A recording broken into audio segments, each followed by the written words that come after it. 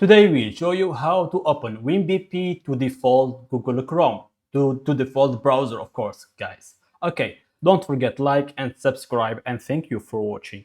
First, go to search of your Windows and go here and go open your settings. Okay, after open your settings, just go to applications in the left.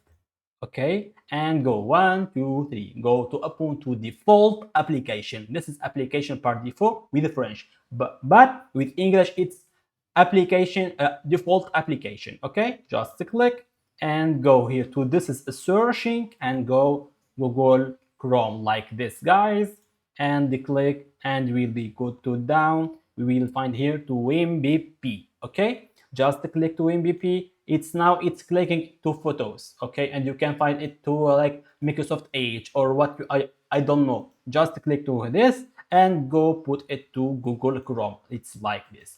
When you have a file with have point WebP, WebP, you will be find default open to browser Google Chrome.